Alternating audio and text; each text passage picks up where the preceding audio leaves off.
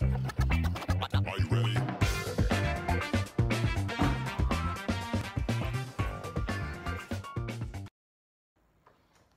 Hello everybody, welcome to the channel. It's your host, Andres Salazar. Thank you for joining me here with The Art of Comics, where we talk about comic books, graphic novels, storytelling, all this in the sequential art world.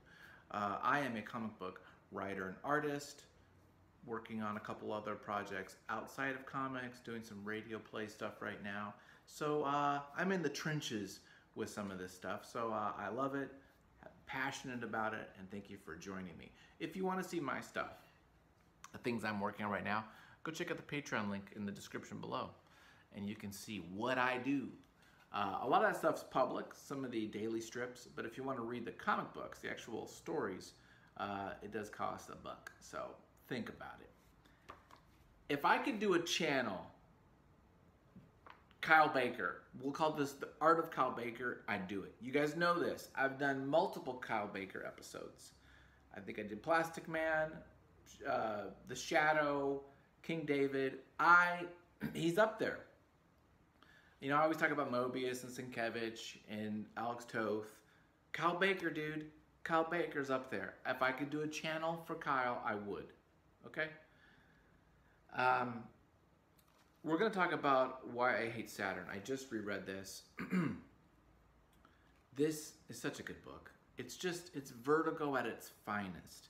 It is a comic book that's not a comic book. It's a story that is told through comics, but, and there's tremendous amount of art and skill and craft in this. But the story itself could have been a radio play, could have been an episode of a TV show, it could have been a novella. It is such a great little story, and it's not tied to this medium at all. It's not a genre. It's just, but it's told with such skill. Only Vertigo could have done this back then. I think this was like 92. When was this? Let's see here, 1990. Again, Karen Berger, she's kind of like spearheading this whole like division, this imprint of Vertigo. And Kyle, who has done by this time tons of work. He did The Shadow. He did with Andy Helfer. He did.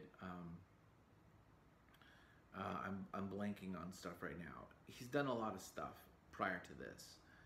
I think this really sets him aside as a cartoonist. I mean, he's always been a cartoonist of caliber, but I think this just shows some extreme amount of maturity and chops. This is pre-animation kind of stuff that he was doing later on. It's before that, but you can see the beginnings of that. The simplicity of line, the way he's composing this, the way it's laid out is very storyboard-ish, so to speak, and design-ish. It's really good. The story is this. It's about a writer, kind of the cranky columnist, Anne Merkel. You know, she's this hotshot columnist in New York, and she has a sister who is potentially psychotic, or at least mentally unstable, or has some maybe schizophrenia or something like that going on. We'll just call her insane, lack of a medical term. And she shows up. She says she's from Saturn. And it's like, why I hate Saturn, why I hate my sister, maybe why I hate myself. There's a lot of little like this conflict between her and her sister and that kind of thing. But really, it's not even about her sister or that. That's just like a device. It's really kind of just a snapshot of pop culture, current ideologies, and cultural ideas that were going on at the time. A lot of the dialogue, a lot of the wit is coming from the banter between her and her friend, or her and her sister, but it's talking about things that are in the pop culture right now, the things that the thoughts that were going through these New Yorkers, you know. And in that regard, it's very kind of postmodern. It's very much like a Tarantino film, which if you think about, came around the same time, like Reservoir Dogs. So it's that idea of let's put modern dialogue, let's put modern kind of like speak in a story, and that's kind of like what we're there for. We're there for like the witty, you know, comebacks and thoughts and ideas and observations of culture, New York, all that. And so there is a plot where the sister shows up, someone's after her, she disappears, they go on a road trip, they go to California, she's looking for her, they find her, and then it ends with this very climactic explosions, blockbuster film type of idea, which is really fun, because you start off with this little like slice of life, and then it becomes this big action film at the end. But it's really not about that plot at all. It's just about these little conversations. Why don't I turn the camera over? Let's do a little deep dive on this. It's, I don't know how many printing this is. This isn't the first printing, clearly, because this has Kyle's kind of more animated look to it. And this book was made before that. So I actually want to see what the first printing covers were like. Let's turn this around and let's take a look at this book, because I think it is definitely worth getting. It's probably cheap on eBay. You probably can find it, hopefully, and it's worth getting. So let's take a look. Okay, guys, I don't know if you notice, but on Saturdays, I deliberately save the best for Saturdays. So my best videos, the ones that I'm most excited about, the ones that I feel like will get the most interest, are Saturday videos. So this is a Saturday video, and it's because Kyle Baker. Now, size-wise, let me just show you this real quick. This is Ronin, so this is a little bit bigger. This is kind of like a bigger size, which I actually do like. So a little bit of size there. This retailed for, I think it was 17, yeah, 18 bucks back in 1990. This would be nice for a hardcover. Okay. Vaya con Dios. There's just a lot of comedy in this. Again, you guys know I like comedy. I really like, wit and cleverness in my comedy. And this has it. We're going to talk about, it's just, gosh, there's just so much, man, to go through. The whole book is got 3 tones. It's just the white, black with a little bit of this kind of a, it's not really a gray. It's like a light brown, like a tannish color to it. I don't think it's cost savings, actually. It could have been, but I think it's just looks great this way. When you're talking about spotting blacks and things like Alex Toth, look at the way he does this. We're just on page 1, by the way, guys. But look at the way, wonderful, blending in his shoulder and with the background. Her blending in here, you just have the hands. You don't see the folds of the clothes, the backs of the table. Wonderful blacks, really kind of spot this out. So compositionally, it just looks pretty great here too. So we're just going to the scene where she's in New York with her best buddy Ricky, who's a African American. Is he a writer too? No, he's something else. He becomes a writer. He's kind of just, we don't really know, I don't think, what he does. They're talking about girlfriends, boyfriends, relationships. And a lot of this is relationship based. And the protagonist, she's a kind of a super smart but kind of lazy writer. And she has bad luck with relationships. Her boyfriend Frank was the last boyfriend she had, which will show up later. We'll learn a bit more about that.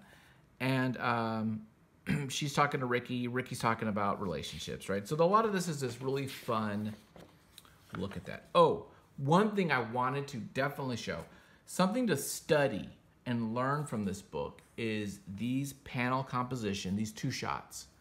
He's basically having to carry this long conversation, right? how many pages is this? 6, 8, 9, 10, 12 pages, all just them talking. Now at this point, you're like, why don't you make a radio play? Why even make it in comics? He makes this so interesting by the composition of these two shots. Let's just take a look at them. Classic profile. Back of the head, large, her medium shot in the corner. Tightened in on her. Now her looking up, it just zoomed in a little bit. Okay. Them side by side, his turn, she's down. Again, similar to this, but now we see him a little bit more here, tightened on her. Reverse shot of that, silhouette, her back, his face. Then his profile, her front. Again, similar to this, a little bit tighter. A little bit similar to this, but different because it's tilted now. Instead of a profile, it's tilted three-fourths, and then now tilted again a little bit even more. So what he's doing is really a masterclass in showing us how to do a simple conversation and keeping it dynamic and interesting with these different compositions. That's not all, boys and girls. There's more. Now we have a little bit lower. So it's just kind of going back, and now this is kind of like this one, right? But now it's her profile straight on in this. And he's looking down. Then we get her looking. So it's just these really great ways to do these faces. In fact, I might even Xerox copy this. I might just Xerox these pages here. In fact, maybe I'll do that. I'll just make some copies of these pages and print these out and put them on my wall because they're just a great way to look at composing these two shots, these conversations, right? Here's even more where we just get the shoulder of the person, right? And her head's big. And then again, the silhouette. It's just really freaking well done. It's just brilliant. So there you go. Art tip right there for you. And I'm actually going to do that today because what the freak, right? You want to learn? You got to do it. So he's a master craft cartoonist. We're looking at composition. We're looking at the line. I didn't even mention the lines he's using. Look how beautiful and expressive these are. I don't know what tool he's using. I can't tell. If I were to guess, it would be a brush or a crow quill. It's not a rapidograph. It's not a tech pen. It's either a brush or some sort of crow quill pen. That's what I would say. Dippy pen. Here's some designy stuff he's showing. You know, these magazines. Again, great stuff. Love the detail. Love this stuff. It's just the right amount. Look at again. I just worship the ideas here. You might think, oh well, that's really simple. You just color that all in black. But there's a craft to that. There's a reason why you do it that way. And sometimes it doesn't come so innate. You have to learn this stuff. This is just brilliant. So this is the boss, Mike. By the way, there are characters. Mike, who's an editor. There was an editor that he worked with, Mike Carlin. Don't know if it's the same guy. It does look a little bit like him. And then she also talks to an editor, Karen, later on, which could be Karen Burton. Then there's like some large, again, just really fun characterization stuff, cartooning happening. Notice though, you probably already noticed that all the dialogue is happening outside of the panels. It definitely gives you that kind of film, you know, storyboard look. But also, it allows you to really compose the art without having to think about, okay, this black is now going to be bubbled out with white. And because it's so verbose and there is so much dialogue in here, it doesn't take away from a large section of the art. So it's actually kind of nice to have that. And it makes me think about my work and thinking about like, wow, maybe I should not do balloons. Maybe I should just do it outside for certain things. This is her just kind of dealing with relationships, her, you know, in New York and all the the craziness that's going on. And guess who shows up? Oh, yeah.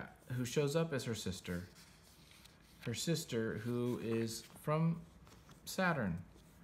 At least that's what she says. And it's kind of fascinating, this sister of hers and what she's up to. Just great little cartooning stuff here, too. Here's her outfit. I'm the queen of the leather astro girls of Saturn. And it's jokes. It's just like jokes. Beats working. This is classic. She goes back to the boss. I love this stuff. It really is brilliant, you guys. The story is a lot of fun. It might feel a little bit dated in that it's coming in the 90s and it's like, you know, I don't know. I found it very entertaining. It might not be quite as hip as it is as now, not quite as woke, so to speak, but I think it's super clever. Love these panel compositions. Notice she's all in black. She's always in black. And when she gets her makeover, which we'll see her makeover, here, we'll zoom over to that, she'll stay in that black motif. Talking to Ricky. Here she goes. Boom. Now Ricky's in the elevator with her, not knowing who that is. And that's her. She's got that kind of death look, you know, from Chris Bachalo's work with Neil Gaiman. Beautiful, though. Beautiful face. Great art, man. Just really great stuff. And so that's her. That's Anne. She got a makeover. She's like, okay, I'm going to use your tips, Ricky. I'm going to catch men with honey, not vinegar. And I'm going to blah, blah, blah. But look at this. Just beautiful. Super. And a great character. Great, like, expression, right? It's that cartooning that comes out. I was going over, I'm working on a story called Boaz, which is a sci-fi story. And I went back and looked at some of the pages, and I'm really kind of bringing out the expression of the eyes and the mouth. Look at that. It's beautiful. Just really exaggerating it. Really making them act. Because a lot of it is like stoic faces. It's like I got to really bring out that movement of the face more. So I'm kind of working on that myself. Yeah, what more can I say? It's just a brilliant story. I don't want to spoil it necessarily how it goes, but we just wanted to look at some of this stuff. So I think that's, yeah, I want to show you the ending. That she goes to LA, deals with LA. So there's some commentary about LA, right? And if you are from the West Coast or know Los Angeles, it's pretty funny. There's some great stuff about Greyhound buses, and no one takes the bus, and everyone has a car, and all these things. It's great, man. It's a wonderful book. I think it's just one of my favorites. Thanks for watching. This is the end of the video. Let me know what you think. What's your favorite, you know, right now, what are you reading that you love? What's your favorite Kyle Baker? Why don't you go buy this? And let me know how you guys are all doing. Thanks for watching. Appreciate it. Subscribe to the channel, all that jazz. And have a good one. Bye, guys.